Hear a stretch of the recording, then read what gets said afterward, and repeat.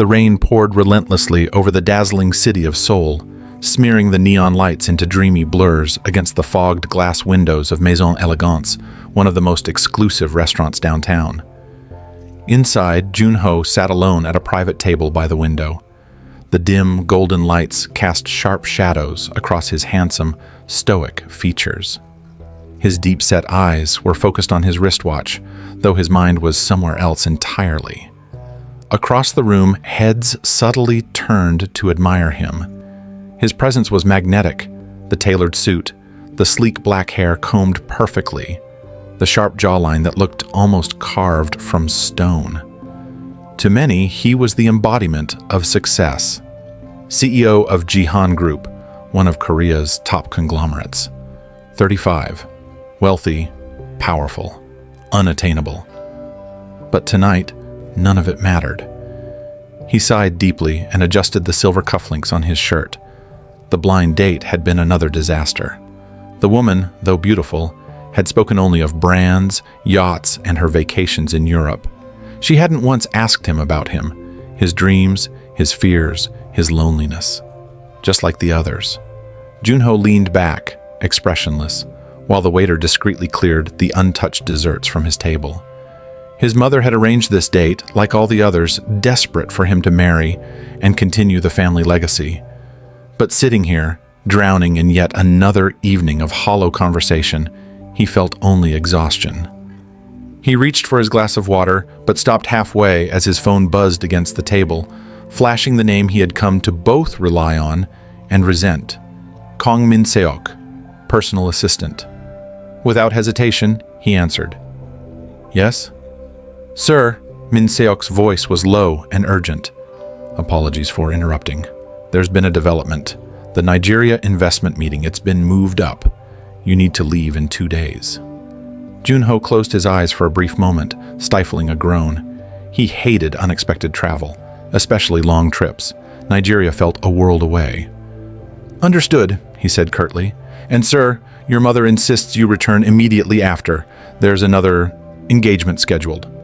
Of course, another blind date lined up like a business transaction. Junho ended the call without a word. The waiter approached hesitantly with the bill, but Junho simply waved him off, tossing down his black card before standing to leave.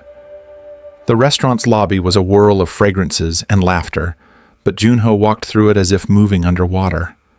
Outside, the city roared under the heavy rain, each droplet hammering against his umbrella as he slid into the back of his waiting car. The drive to his penthouse was quiet. He stared out the window, watching the drenched streets of Seoul blur past, feeling a strange emptiness pressing against his ribs. He had everything he was supposed to want. So why did he feel so hollow inside? Maybe, he thought as the car turned toward the river, because none of it was ever truly mine. 2 days later, the humid air of Lagos wrapped around him the second he stepped off the plane. It was nightfall, and the city was alive, buzzing with music, smells, and colors unlike anything he'd ever seen. Seoul was precise. Lagos was alive. Junho adjusted the strap on his sleek leather bag and followed his assistant toward the waiting car. The hotel was luxurious, towering above the vibrant chaos below, a palace of glass and marble meant to soothe businessmen who hated disruption. He checked in mechanically, barely glancing at the grand chandeliers or the polished smiles at the concierge desk. Meetings were scheduled to begin the next morning. Tonight, he simply needed food, maybe a drink, and sleep. Yet sleep felt miles away. After tossing his briefcase onto the king-sized bed, Junho found himself pacing. The walls felt too clean, too quiet. Without truly thinking, he grabbed his coat and headed down to the hotel's small restaurant tucked away in a quiet corner of the lobby. The moment he stepped inside, the warmth hit him. Not just from the soft lights or the rich smell of grilled spices, but from her. At first, he barely noticed. Just another restaurant, another night, another routine. But then he caught sight of Amanda. She wasn't dressed in anything flashy, just a simple black and white uniform with her name pinned neatly on her chest. Her dark skin shimmered under the restaurant's soft yellow lights. Her hair was pulled into a neat bun, and her eyes, good heavens, her eyes were alive. She was leaning over an elderly man's table, carefully helping him cut a piece of chicken, laughing gently when he made a joke. Her smile wasn't forced or polished. It was real. Junho's heart gave a strange, uncomfortable jolt. He frowned and sat down at the nearest empty table, pulling at his collar. Why did the air suddenly feel thick? Before he could compose himself, she was walking toward him, her steps light, her hips swaying naturally with the music faintly playing overhead. "Good evening, sir," Amanda said, her voice melodic and warm. "What would you like to order?"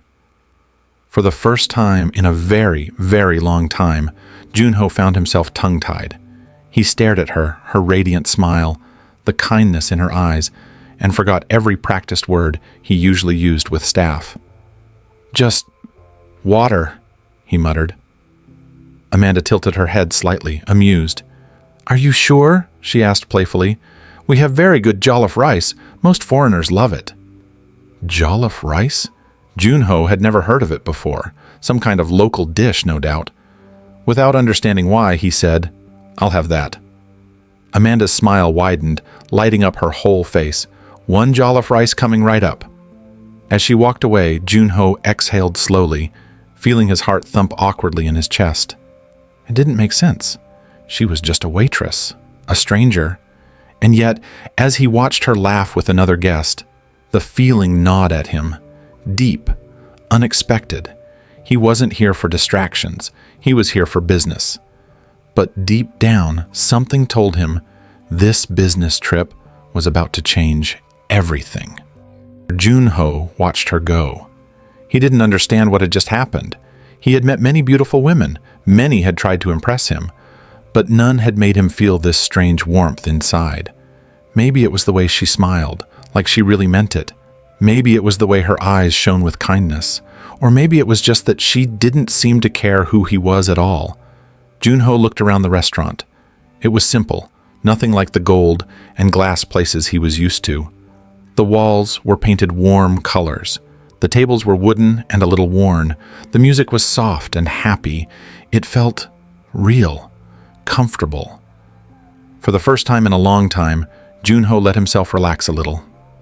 At the kitchen door, Amanda leaned against the wall for a moment, catching her breath. Why had her heart jumped when he looked at her? She had seen handsome men before, rich men too, but this one was different. There was a sadness in his eyes that called out to her. She shook her head and laughed at herself. "Focus, Amanda. He's just a customer." Still, when she carried the plate of steaming jollof rice back to his table, she took extra care to place it neatly before him. "Here you go, sir," she said with a little bow, like she had been taught. Junho smiled, just a small one, barely there, but Amanda caught it, and it warmed her even more than the steam from the rice. "Thank you," he said. Amanda stood for a second longer than needed, wanting to say something more, but words failed her. She gave a small nod and turned back to her other tables. Junho picked up his fork and took a bite. The flavors exploded in his mouth. Spicy, rich, and somehow comforting. He wasn't used to such bold tastes, but he found himself eating more and more. He glanced up now and then, watching Amanda as she moved through the room. She laughed with a group of ladies sitting near the window. She knelt to help a little boy who had dropped his spoon. Every move she made seemed filled with real joy. She was like a light in the room. He stayed longer than he meant to, pretending to study the menu again just to have an excuse to watch her. When Amanda passed his table once more, he found himself speaking without thinking. "Is it always this lively here?" he asked. Amanda paused, surprised he was talking to her more. She smiled brightly. "Yes, sir. Lagos is full of life. You get used to it." He nodded slowly. "I can see that." Amanda's heart fluttered. His voice was deep but soft, careful, like he wasn't used to small talk. "Are you here for business?" she asked politely. "Yes," he said simply. "A meeting." She nodded, not wanting to push him. Some guests liked to talk. Others liked to be left alone. Still, she couldn't help adding, "I hope you get to see some of the good parts too, not just meetings." For the first time, a real smile touched Junho's lips. A small, almost shy smile. "I hope so too," he said. Amanda grinned and walked away before her cheeks turned red. She didn't even know his name. But something in her chest whispered that this was not the last time they would talk.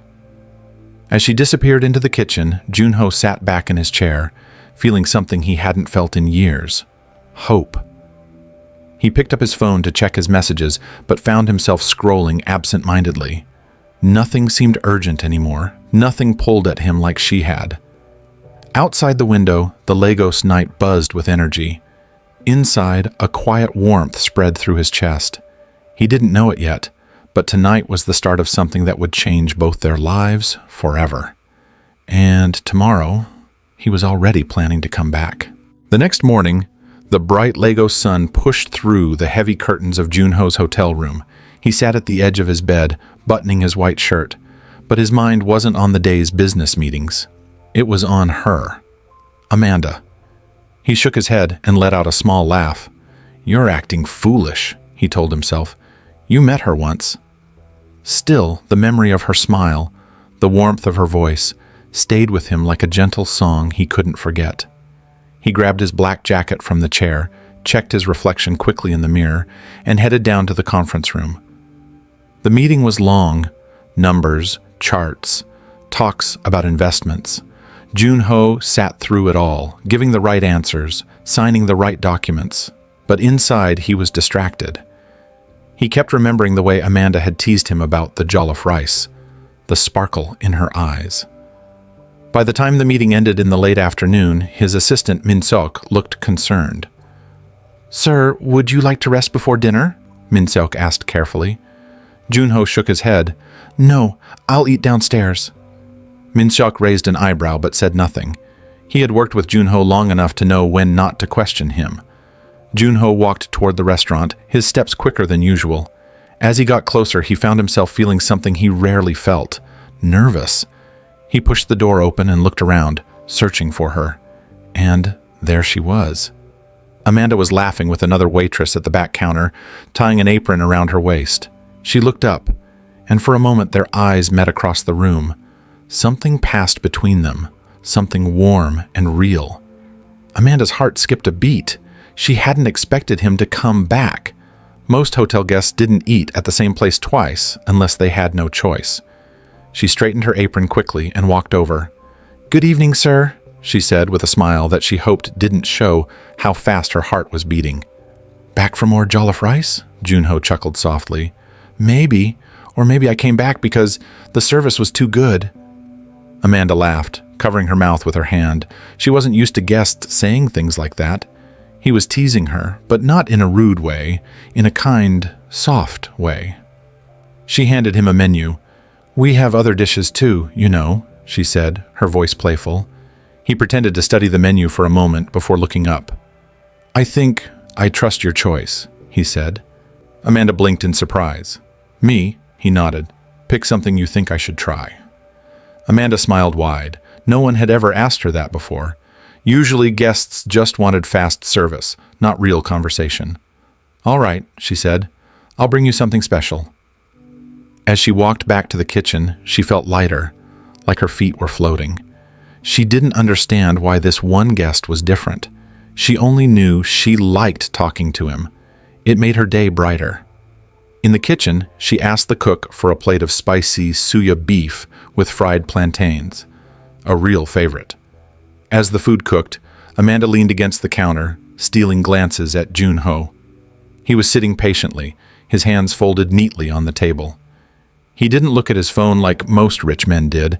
He just sat there, calm, almost like he was waiting for more than food. When she finally brought the plate to him, his eyes lit up just a little. "This looks interesting," he said, smiling. "Don't worry," Amanda said, setting the dish down carefully. "If you don't like it, I'll get you something else." He picked up his fork and took a bite. His eyes widened slightly, and Amanda held her breath. "It's very good," he said after a moment. Amanda laughed. "I'll take that as a win." They fell into easy conversation after that. Amanda told him little things about Lagos, The noisy markets, the music festivals, the sunsets over the ocean. Junho listened carefully, asking small questions now and then. He liked hearing her talk. She spoke with energy and color, painting pictures of a life so different from his own cold, strict world back in Seoul.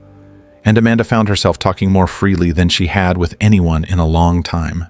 She told him about her dreams of becoming a fashion designer one day, about how she had come to Lagos from a small town to chase those dreams. Junho leaned in a little closer. "You're very brave," he said quietly. Amanda blushed and shook her head. "I just didn't want to live a small life." He understood that better than she knew. He had lived his whole life following a path chosen by others. Business school, CEO, obedient son, cold decisions, no space for dreams. Meeting Amanda felt like taking a breath after being underwater for too long. As they talked, time slipped away. The restaurant grew quieter as other guests left.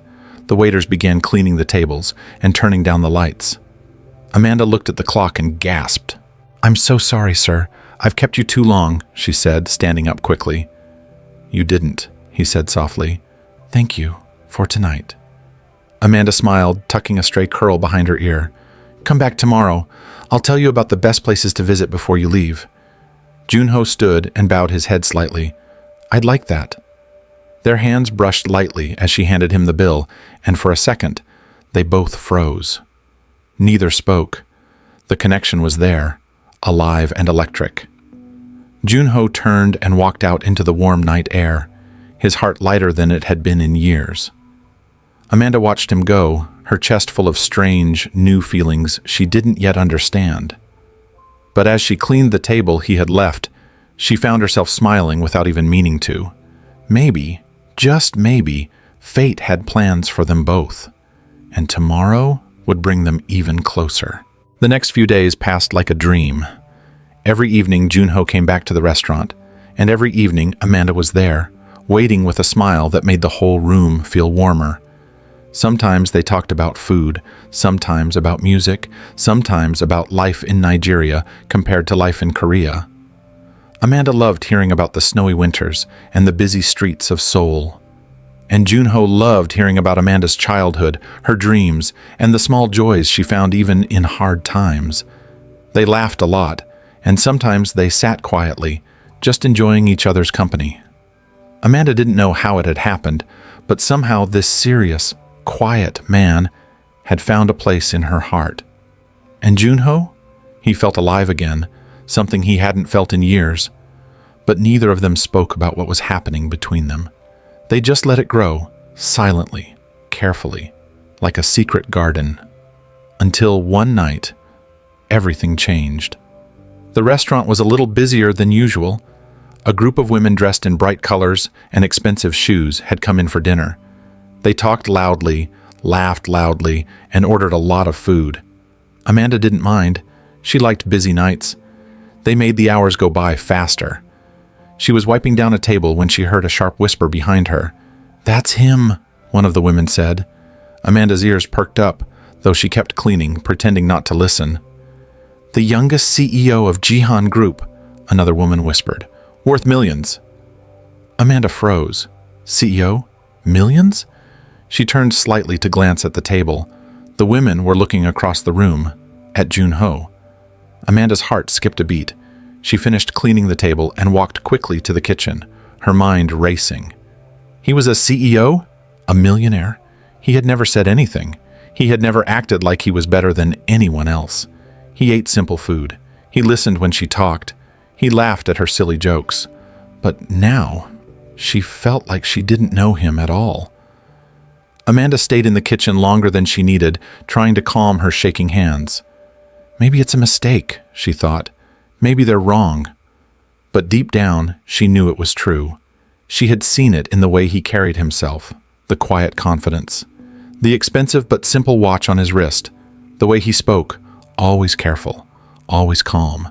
She just hadn't wanted to see it before. When she finally went back to the dining area, she avoided his table. She sent another waiter to check on him, and when he looked around for her, she ducked into the kitchen again. Junho noticed right away. He frowned, feeling the cold distance she had put between them. It hurt more than he wanted to admit. Had he done something wrong? He didn't know what to think. He only knew he couldn't leave things like this. When Amanda's shift ended and she walked out of the back door into the warm night air, Junho was waiting for her. "Amanda," he called softly.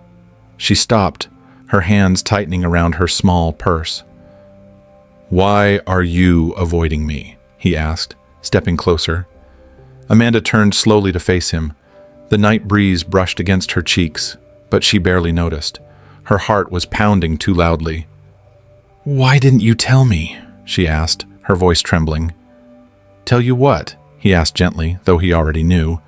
"That you're a CEO, that you're rich," she said, almost spitting the words. "That you're not just some regular guy passing through." Junho sighed and ran a hand through his hair. "I didn't want you to see me that way," he said. "I didn't want you to treat me differently. I just wanted to be Junho."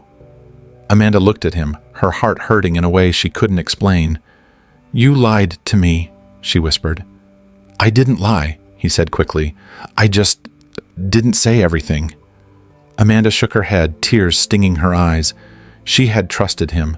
She had opened her heart a little more each day, and now it felt like it was all built on sand. "You live in a different world," she said quietly. "Your world is not my world." Junho took a step closer.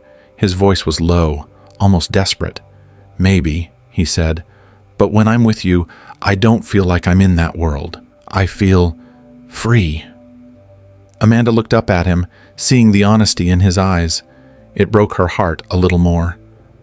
"I can't do this," she said, her voice shaking. "I can't fall for someone who will leave in a few days and forget all about me." "I'm not going to forget you," he said, stepping even closer.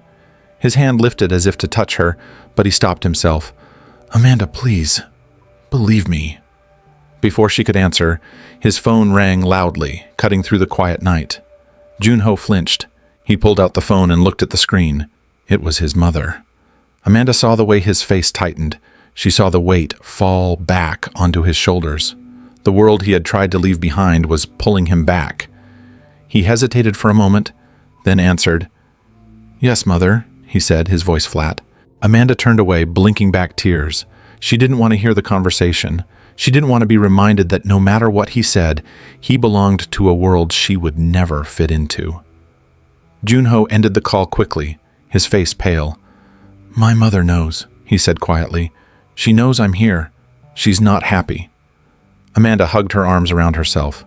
"I'm not surprised," she said softly. Junho looked at her, his heart breaking. "I don't care what she thinks," he said. "I care about you." Amanda shook her head, a sad smile on her face. "It's not that simple."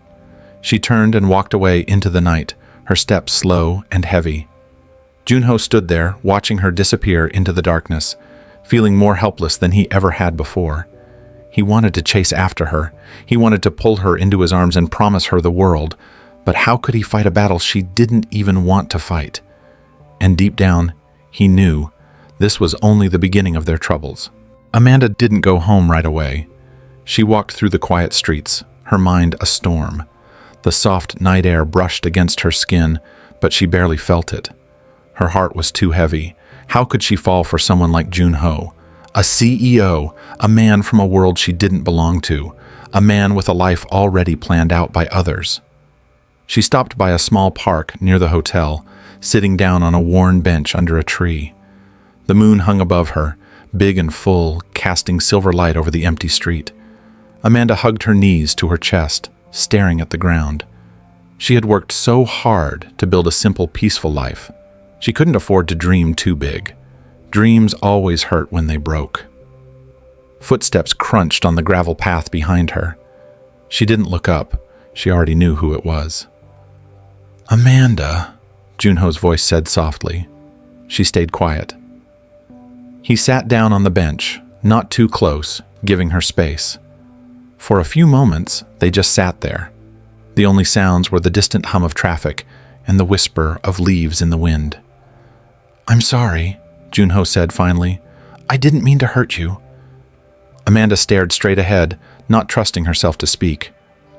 I didn't tell you about my life because—" He paused, searching for the right words.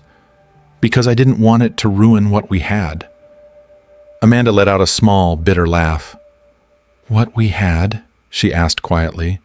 "We barely know each other." "But I feel like I know you," he said, his voice rough. "Better than anyone I've met in years." Amanda turned to look at him. His face was open, raw. No masks, no cold CEO armor. Just a man who looked scared of losing her. "You make me want things I thought I couldn't have," he said. "A simple life, real smiles, real conversations." Amanda's heart squeezed painfully. "You don't understand," she whispered. "People like me, we don't belong in your world. We're not welcome." "I don't care about that world," Junho said fiercely. "I care about you." Amanda shook her head. "It's not that easy." "I know," he said, "but I'm willing to fight." He reached out very slowly and took her hand in his. His touch was warm and trembling slightly. "I'm tired of living the life others chose for me," he said. "I want to choose for myself. I want to choose you." Amanda's breath caught in her throat. Tears filled her eyes. She wanted to believe him. She wanted it so badly it hurt, but fear was a strong thing, and dreams were dangerous.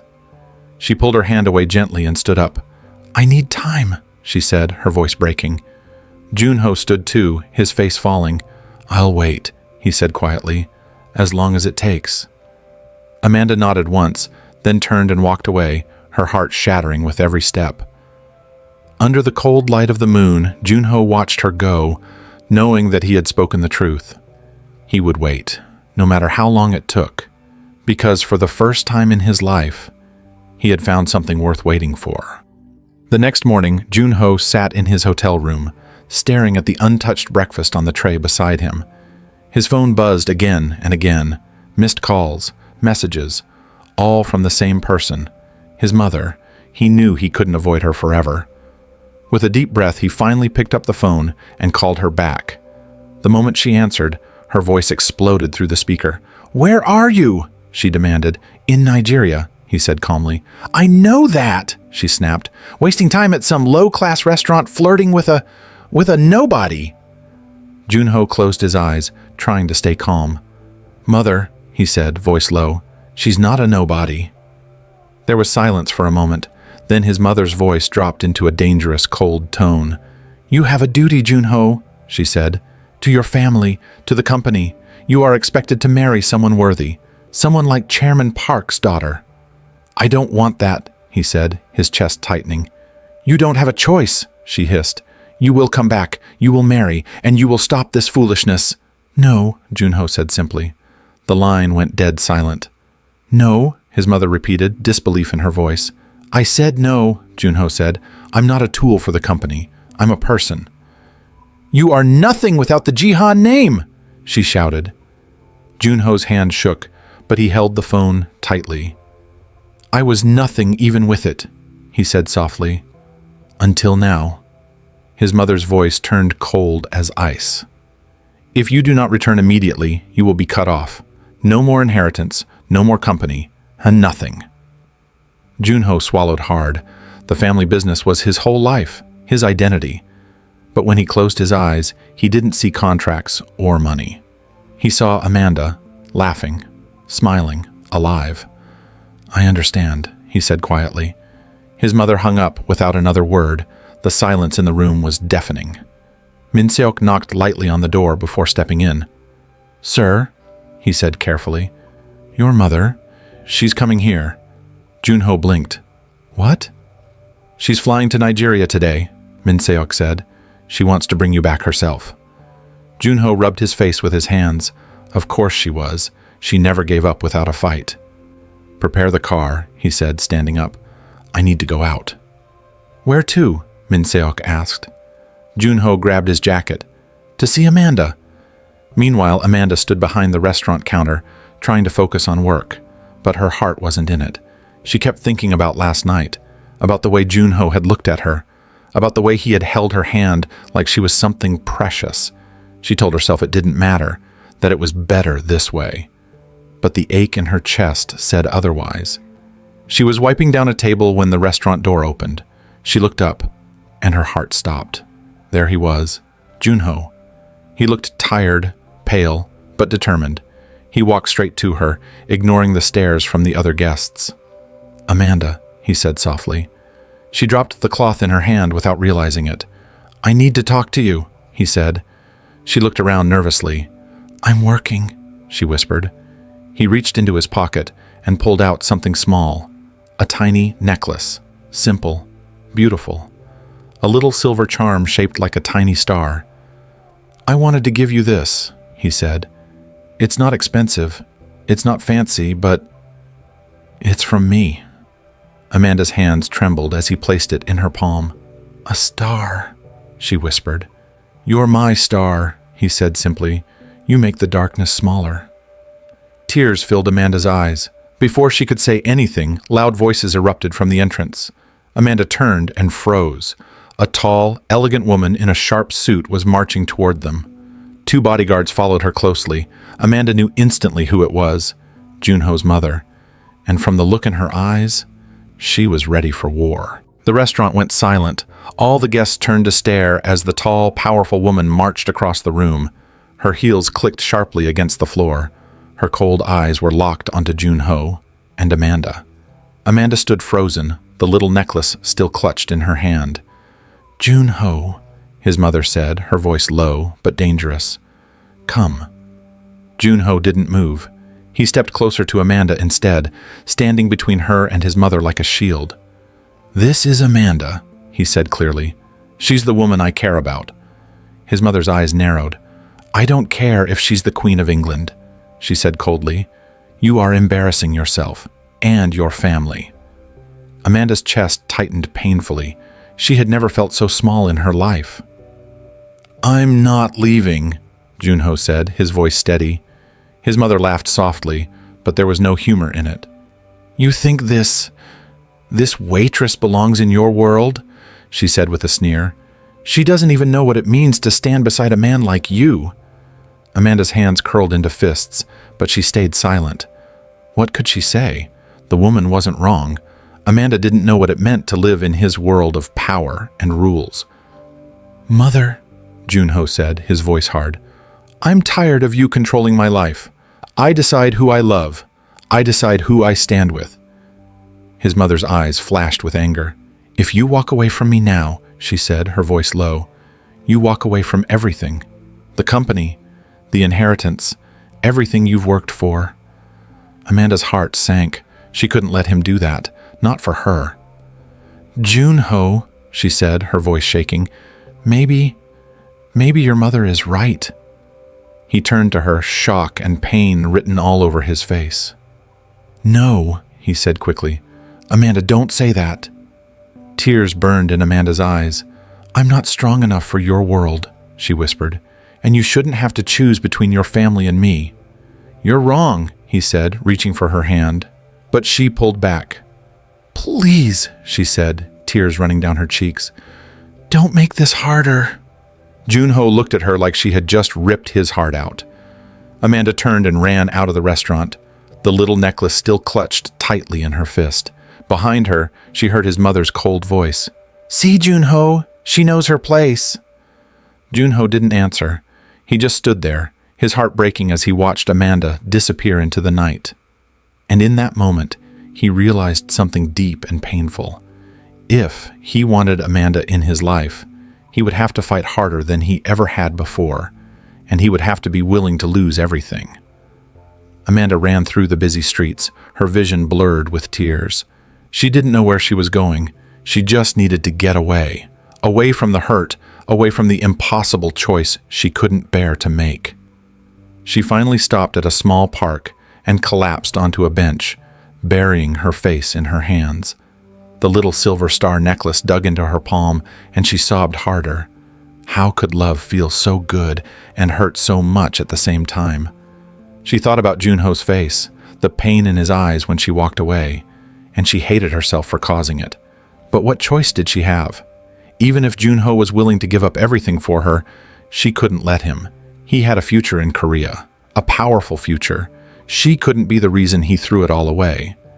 Amanda wiped her tears and stared up at the darkening sky. The sun was setting, painting the clouds gold and pink. It was beautiful, and it hurt. She stayed there until the stars started to appear. Then, slowly, she got up and began to walk home. She didn't notice the black car parked a few streets away. Inside, Jun-ho sat watching her. Min-seok sat in the driver's seat, his hands gripping the wheel. "Sir," Min-seok said softly, maybe you should let her go." Jun-ho shook his head. "I can't," he said simply. Min-seok sighed, but said nothing more. He had never seen his boss like this before. Broken, desperate, human. Jun-ho leaned his forehead against the window, watching Amanda's small figure disappear into the distance. He didn't know what to do. He couldn't force her to stay. He couldn't force her to believe in them. All he could do was show her, prove to her that she wasn't just a dream he wanted. She was his reality. He opened the car door and stepped out into the night. "Sir?" Min-seok called after him. But Jun-ho didn't turn back. He walked through the quiet streets, following the path Amanda had taken, his heart heavy but full of one clear, burning truth. He loved her, and he wasn't giving up. Amanda sat on the floor of her small apartment, staring at the necklace in her hand. She wanted to throw it away. She wanted to forget everything. But she couldn't. Every time she closed her eyes, she saw his face. He had looked at her like she mattered, like she was enough. No one had ever looked at her that way before. A knock at the door made her jump. She wiped her face quickly and stood up. "Who is it?" she called, her voice shaky. There was a pause. Then a familiar voice answered. "It's me, Jun-ho." Amanda's heart stopped. She stared at the door, frozen. She didn't know whether to open it or run and hide. Another knock. "Amanda," he said, his voice soft. "Please." She took a shaky breath and reached for the handle. When she opened the door, she found him standing there, his suit wrinkled, his hair messy, his eyes full of sadness and hope. He was holding something in his hand, a small, crumpled piece of paper. "I wrote something," he said quietly. Amanda frowned but took the paper. Her hands trembled as she unfolded it. It was a list, a simple list. At the top, he had written, "Reasons I choose you." She read the first few lines. "You make me smile without trying. You listen like no one else ever has. You remind me that life isn't about power or money. You make me want to be better. You make me feel alive." Amanda's tears blurred the words. She looked up at him. "I'm not perfect," he said, "and I can't promise an easy life, but I can promise this. I will fight for you, every single day." Amanda's heart shattered into a million pieces. She stepped forward and threw her arms around him, holding him tightly. Jun-ho hugged her back, burying his face in her hair. "I'm scared," she whispered. "So am I," he said, "but we'll be scared together." Amanda pulled back slightly to look at him. "Are you sure?" she asked. He smiled, a real, beautiful smile. "I've never been more sure of anything." Amanda nodded, her tears falling freely now, and for the first time, she let herself believe. Maybe love wasn't just a dream after all. Maybe it was the start of everything. The next morning, the sun rose slowly over Lagos, painting the sky with soft pink and gold. Amanda stood on her small balcony, sipping tea. The warm breeze played with her hair as she stared at the busy street below. A small smile touched her lips. For the first time in days, her heart felt calm, hopeful. Inside, her phone buzzed. She set down her cup and checked the message. It was from Jun-ho. "Meet me at the hotel rooftop, 5 p.m. Amanda's heart raced. She didn't know what he planned, but something inside her told her it would change everything. At 5 p.m. sharp, Amanda stepped onto the rooftop of the hotel. The view was breathtaking. The whole city stretched out before her, busy and alive. But she barely noticed the view. Her eyes went straight to Jun-ho, standing at the edge of the rooftop, waiting for her. He wore a simple white shirt and black pants. No suit, no tie, just him. Amanda walked slowly toward him, her heart pounding. When he turned to see her, his face lit up with a soft smile. "Thank you for coming," he said. Amanda nodded, too nervous to speak. Junho took a deep breath. "I wanted you to see this," he said, waving his hand at the city. "Because today, I'm making a choice." Amanda frowned. "What do you mean?" Before he could answer, the rooftop door slammed open. Amanda turned and her heart dropped. His mother. She was dressed in a sharp black suit, her face a mask of cold anger. Behind her were two more men in suits, bodyguards. Amanda instinctively stepped closer to Junho. His mother's voice sliced through the air. "Enough games, Junho," she said. "Come with me. Now." Junho's jaw tightened. His hands curled into fists. "No," he said, his voice strong. "I'm not going anywhere." His mother's eyes flashed. "You are throwing away everything for this nobody?" Amanda flinched, but stood her ground. Junho stepped in front of her, shielding her. "She's not a nobody," he said firmly. "She's Amanda, and she's the best thing that's ever happened to me." His mother's lips curled in disgust. "You're making a mistake," she hissed. "You'll regret this." Junho shook his head. "The only thing I would regret," he said softly, "is letting her go." He turned to Amanda, his eyes full of emotion. "You showed me what life could be," he said. "Not cold, not lonely, but full of light, full of love." Tears filled Amanda's eyes. "I choose you," Junho said. "Today, tomorrow, always." Amanda covered her mouth with her hand, trying not to cry. His mother stepped forward. "If you walk away now, you are no longer my son," she said coldly. Junho looked at her, sadness in his eyes. "I'll always be your son," he said, "but I'm not your puppet." He took Amanda's hand in his and pulled her close. "Goodbye, mother," he said quietly. Without another word, he turned and led Amanda toward the stairs. His mother called after him, her voice full of rage, but he didn't look back. Amanda clung to him, her heart breaking and healing all at once.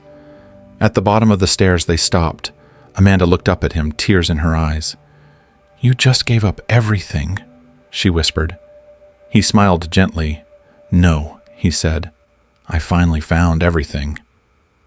Amanda let out a shaky laugh and threw her arms around his neck. He hugged her tightly, burying his face in her hair. Together, they stepped out into the warm night, ready to build a new future. One they would choose. Together. Weeks passed, and Lagos bloomed into a bright, endless summer. Amanda and Junho moved into a small apartment near the beach. It wasn't fancy, it wasn't big, but it was theirs, and it was enough.